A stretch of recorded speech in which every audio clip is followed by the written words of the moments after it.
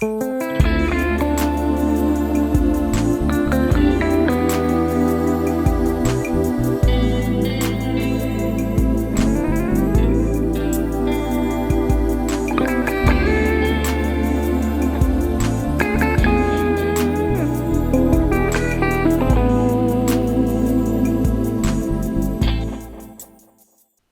I noticed that you refer to a lot of books, like here, down here, you refer to Hubert Yockey, right? I have that book, and I have several other books here. I've got one that you referred to in your video called Information and Living Systems by Terzes and Arp. They're the editors. And you quoted a piece from an article on thermodynamics and information in life, and you hacked out a little quote. I'll bet you haven't read this book. I bet you don't even own this book. I bet you wouldn't even know where to find this book. It just so happens that I had this book on my table. Very interesting. So we're going to look a little further into that, Otangelo. I'm sorry I have not kept up with chat, guys. I'm not watching it. Is anybody? Oh, yeah, Athena. Midnight. I can send you a link, Midnight. Oh, let's see. Who else would like a link? Every time Speed holds up a book, I see one of his paperweights for hate letters to Maddox. You asshole. Okay, snaky, fucking stinky snake. You asked me how many of my books I've read. I said I have about 2,500 technical volumes, okay? Some of them, let me get through my diatribe against Smokey here before. Okay. Okay. So when I was talking to Smokey, he asked me about my 2,500 books. He asked me how many of them I've read. Well, I have a standard answer for that, and I think it's an underestimate. I said I'd read 5% of those books, okay? So 5% of 2,500. And I've read 5% of every one of those books. Now, I highlight with a yellow marker, and I know you want me to will my books to you, Midnight, and you're going to hate them because I have highlighted the shit out of them. If you look at my genetics textbooks and my embryology textbooks, my neuroscience textbooks, it's almost solid yellow because I've that's okay. Yeah. You know what I mean? That's, you know, anyway. I've had. Well, my point is that I'm like a snail. I leave a trail of what I've read. So you can pop through these books and you'll find yellow highlights in the middle, at the beginning. I usually read about the first 40, 50 pages, and then I do an overview of the entire book. Because for the most part, no one can read 2,500 technical books, I don't think, in their lifetime. Not if they read it the way I read it. When I study genetics, I do about 10 pages a day. That's about the best I can do. I mean, it's impossible to do much more than that if you're really looking up and understanding the material. So anyway, I told him that I would up that to 10%. So from that, what Smokey got, this fucking idiot. Stinky snake. Now. Stinky snake. Play nice. Focus on the arguments, not the man. Oh, I'm going to play nice with this asshole with what he said in chat today about my meth addiction. This prick. No, I'm not playing nice. Anyway. Okay, that's fair enough. Well, hang on. What Smokey got from that is that I haven't read any of my books. Abiogenesis, the stack I showed him, I have 11 books on abiogenesis. I think I read like 3 or 4 of them out of the 12 that I showed him. I have another 10 in my library. Who the hell can read every book? I mean, screw you, Smokey, you snake.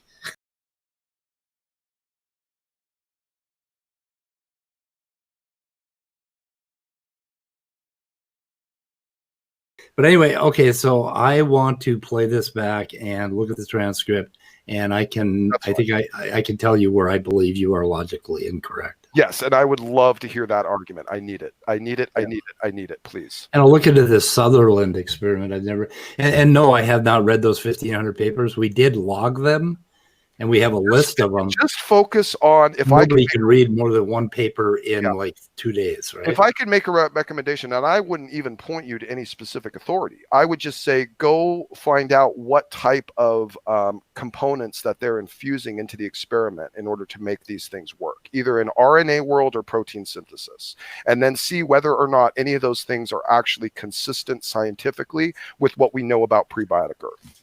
By the way, before you leave, I want to show you something here.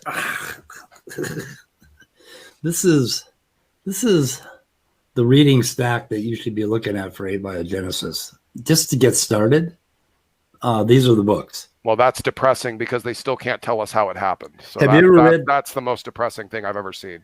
Have you read Nick Lane's Vital Question? Can't say I have. Okay, you should. Is he telling us all about how he has no idea how it could happen? Well, there's a couple of them here, and then there's another one by Luisi. Here's the issue though. All the abiogenesis books, to me, they all basically say the same thing. Here is this we know, this we know, this we know, and we have no clue how it could have actually started. That kind of is just what I mean. It's not like I feel compelled to have to read through every single book on abiogenesis when a majority of it has been summarized by minds far greater than my own. Well, aren't you asking me to have done that? Do what? To have read all those books and tell you exactly how it works. Well, if you have evidence for it, yeah. But okay, right you now, want me to tell you how it happened? Well, yeah, you're the one that said you have evidence, Speed. I've been asking for evidence. You got a stack of books and you got no evidence. This is not looking good for you, sir. We got a ton of evidence. Well, why haven't you given me any? Okay, let's make a distinction here. Okay, give me one now. Give me one now. Give me one right now. Give me one right now. Give me evidence for abiogenesis. Give me one. Give me one. Let's make a distinction here. No, you're going to give me one piece of evidence for okay, you're still talking, Smokey. I almost called you. Because, sir, I want one piece. I'm sorry. One piece, either deductive, abductive, or inductive, a piece of evidence for the naturalistic origin of life that you yourself believe in. I just want one piece of evidence. Just give me one. The Sutherland experiment is one piece of evidence. Which we just went into how that couldn't be evidence for that. But okay. No, it's evidence for what the paper presented. It's evidence for their conclusion. No, I don't want evidence for that, sir. Sir, okay, I know you want evidence for the whole thing, and we don't know that. No. You're not listening. You're not listening. You're not listening. You're just hearing what you want to hear. Sir, listen, please. I want any evidence whatsoever, simple or complex, does not matter, that backs up your belief in naturalistic origin of life. That's it. I gave you a strong deductive argument for the origin of intelligence to life, that there was intelligent infusion into matter at the beginning of life. This is the evidence I presented you. I want evidence to the contrary, something that is a little bit more concrete than the model I currently hold. Okay, we'll table this. I want to look at your strong deductive argument. And I will give you, but I will not be able to give you I don't think I can give maybe a strong deductive argument for the counter. Well, then it's not important to us. I'm sorry. I certainly can't give you evidence that life was created on this earth naturally. Well, then you believe something with no evidence, sir. But I can give you a piece of that evidence. Well, that's like what I like. 1,500 a year. Okay, do you want me to send you the whole list? Again, 1,500 a year. I'm not going to read the papers. Are you going to read? Are you going to read the papers? Well, if there was one of the 1,500 that made the case for naturalism, wouldn't it get the Nobel Prize? Yes. Okay, so there's 1,500 there that do not make your case. We already know that through deduction. Why are we talking about it? But do you know why that's never going to happen? Because that is a ridiculous. That is not how science works. So science will never ever tell us that naturalism is true. Is this your stance? Sure. Yeah. Okay. All right. Well, then I guess we're done then. Why would science ever tell you? You're just believing something on blind faith. You're talking about metaphysical position. You're welcome to believe something on blind faith, but we're not the irrational ones here. Okay. We now have evidence, arguments, and deductions, and you just want to keep believing. And you believe it on blind faith. It is. You have no evidence, no justification, no argumentation. You just believe it because you believe it. This is And the you do problem. too. You're doing exactly the same No, I'm thing. not. I gave you an argument. believe it. Deductive. Law of non-contradiction. No, Law there's of nothing excluded deductive middle. about your argument. You're saying that man hasn't shown you all the evidence that you would need to construct that massive node tree to tell you how life started on this earth. And instead, you're saying that somehow God intervened. I don't need to go that far. Sir, stop taking it to empiricism. I don't need to know that much. No one needs to know that much to come to a conclusion like this. Only you do in order to support your naturalistic worldview. Okay? I don't need that much. What I need to see is whether or not early life is possible without intelligence. That's it. You don't admit to faith. Of course I do. But I don't have the same idea of faith as you do. Your faith is based upon nothing. Just your gut. Just something you want to believe. You have no evidence for your position. I have tons of evidence. I showed you a stack. Then why haven't you presented any? I just did. That's not evidence, sir. That's a stack of books. Here's half of it. Yeah, that's a stack of books. And by the way, let me add, if you have read all those books, why couldn't you pull out a piece of evidence for us in this conversation? I have not read all those books. Then why are you holding them up? I read this one. Then why are you holding them up as evidence, sir? I read that one. I'm working on the other. Are you following me here? Are you following me here at all?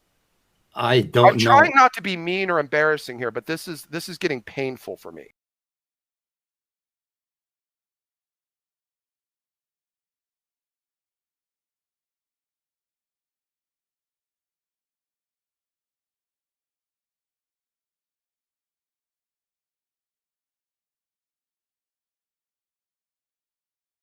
Every time Speed holds up a book, I see one of his paperweights. I am so clipping this. Clipping it. Cool. Like, okay, Smokey. I need to rant about something because because every time I see, oh, X YouTuber has been exposed, I'm like, what the fuck did you expose? Anyone can anyone can watch the public videos and see for themselves. They don't need you to, you know what I mean? It's just like, Smokey exposed for being a misogynist. Okay, cool. You're a misogynist. Who gives a shit? Assholes like Stinky Snake, what they do, during a kind of a high pressure talk where Tony was calling me every name under the fucking sun. Okay. I held up a stack. They asked me for evidence, and I held up a stack of books. No, I know, but I have to push back here a little bit because Smokey has kind of a point. Because you didn't read those. it's like me suggesting a book on economics, and I have not read the book myself. Okay, but obviously that has a point. Okay, I hate to say it, but he kind of does. Okay, well let's drill down on that. Okay, I had a stack of 12 books. I have yellow highlights in every one of those goddamn books. I have looked through them. I know what they say, and I have read like 4 of them, right, straight through. Because they're what I call secondary layer books. They're not the textbooks. They're not the papers. Okay, the actual evidence. And I didn't say here is all the evidence for A-bio. I said here is evidence for A-bio. If you want to get started, start with the secondary sources. Well, they're not trash. They're good books, but they are secondary in that they talk about the subject. They talk about the hypothesis. They don't drill down into the papers. If you want to, now where you go from there is you go learn the fucking science. You learn how molecules work. You learn what it is to have random molecules bumping into each other. And then you start to form an opinion. But you don't form an opinion until you've at least read as much of those books as I have.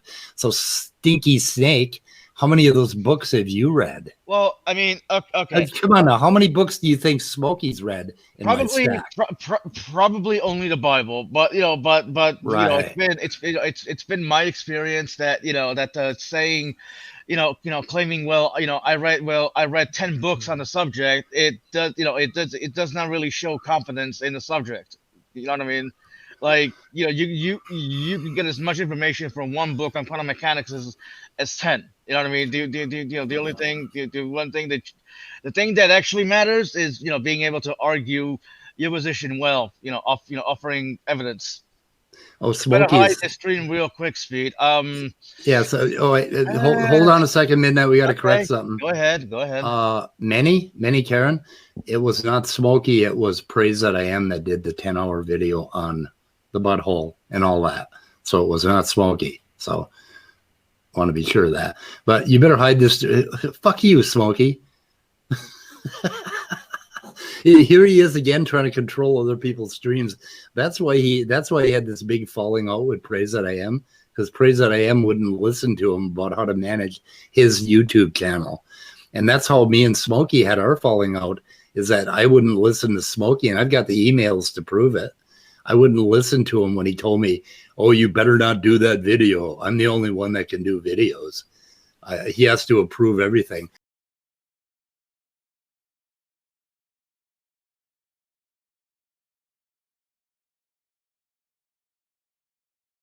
But Speed, the way he had a chance to stay on good grounds with me, and he lied about that too. He tells everyone that, well, Smokey was trying to control my channel, and that's not what I was doing. What I said is that, Speed, you had a really bizarre and really poor performance yesterday in that debate with Tony and me. You were very dishonest. You were not operating with any type of rationality. Do not defend that debate. Do not go on your channel and defend that debate. If you do, I'm going to consider you as someone who's not willing to be honest. I'm going to consider you as someone with inferior character, who's not fit to be regarded as a respectful interlocutor. If you go on and try to defend that ridiculous, horrible display you put forward yesterday, we're going to make fun of you for it. And you're not going to be someone we can take seriously as someone to convince. You're just someone for us to make fun of, because you don't want to be taken seriously. You want to just preach your religion. I mean, the drawing that Nathan Art did was just absolutely great, with Smokey sitting on the throne, trying to tell everybody how to do things. Stinky, you're irrelevant. Go away. Nobody gives a shit about your opinion about abiogenesis. Speed of Pudding has shown he is desperate to prove that I apply negative labels to every person that I encounter and disagree with. He completely dismisses the idea that I have applied negative labels to people I observe of inferior character. This is part of why Speed of Pudding has been fit to be labeled as a trash clown. As much as he wishes this was a label I gave to all atheists, so he could ignore the fact that I am making a critique about his specific character, this is simply not the case. Speed of Pudding is a dishonest, garbage-brained old moron degenerate pushing his disgusting religion and moronic justifications for it. He is regarded and labeled exactly as what he has displayed. This man is a living punchline of the joke that is his life and beliefs. Regard him as anything above a human-shaped cockroach at your own peril. And please remember to like, share, and subscribe.